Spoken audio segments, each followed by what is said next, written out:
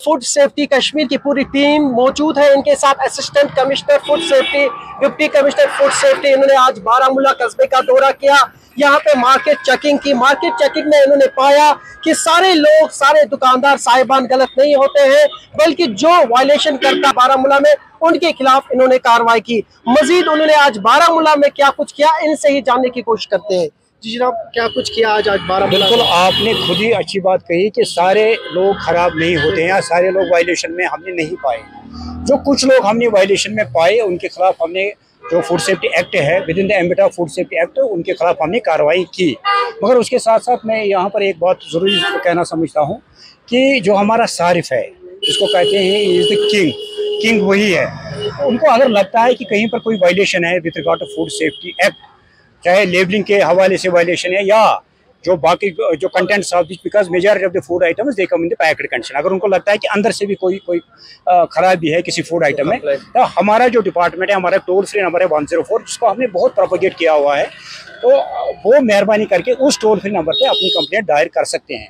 जो आज की ड्राइव थी, it was particularly with regard to जो हमारे रेस्टोरेंट वाले हैं, जो हमारे बेकर्स हैं, या जो हमारे चिकन सेलर्स हैं, या जो बाहर से मीट आता है। हालांकि हमने ये भी देखा कि जो बाहर से मीट आता है, जो हमने रिसेंटली जो हमने पकड़ा, जिसमें हमने ये देखा कि वहाँ पर एक तो लेबलिंग प्रॉपर नहीं थी और उसके साथ साथ वो डिकम्पोज हो गया था। उस किस्म का मीट हमने बारामूला में ऐसा कुछ नहीं देखा। काफी सुधार आया है। बिल्कुल काफी सुधार आया हुआ है। और दूसरी बात जो बड़ी इंपॉर्टेंट है, हमने ये भी देखा, सिर्फ एक जगह पर हमने देखा कि synthetic food colour was being added, जो आपने भी वहाँ पर नोट किया होगा। और जितनी वहाँ कंसाइनमेंट, उसके पास जितना वहाँ फूड, उसके पास वो फूड आर्टिकल उसके पास था, वो बिरयानी थी, जिसको हमने फिर वहाँ पर प्रॉपर्ली डिस्पोज ऑफ किया और उसके खिलाफ हमने जुर्माने भी 5,000 रुपया आयद किया। तो ये जो हमारी आज की ड्राइव थी, मुझे लगता है कि तकरीबन 20,000 के आसपास हमने जुर्माना आयद किया होगा। अब हम कैलकुलेट करेंगे और उसके साथ साथ कुछ इम्प्रूवमेंट नोटिस भी हम दे रहे हैं।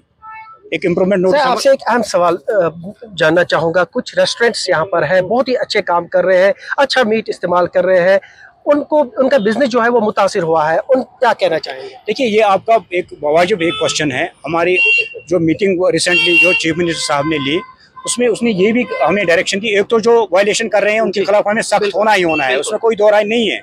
मगर उसके साथ साथ जो सीएम साहब ने वहाँ बात ये कही, उसने कहा there should be no witch hunting, यानी खामखा में किसी को तंग भी नहीं करना है। मैंने आज ये भी देखा कि मेजॉरिटी ऑफ जो रेस्टोरेंट वाले थे, वहाँ सैनिटरी कंडीशंस भी ठीक थी और जो मीट वगैरह वो उन्होंने कुछ रिश्ते या कबाब बनाए थे, लोकली वो प्रोक्योर किया था, उसमें किसी किस्म का कोई इशू है नहीं।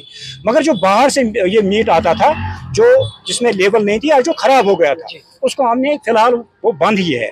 जब तक ना हम उसको पूरी तरह से रेगुलेट करेंगे, तब तक उस किस्म का मीट हम यहाँ आने नहीं दे देंगे। सो आज की डेट में जो यहाँ रेस्टोरेंट वाले हैं या जो लोकल बुचर्स हैं,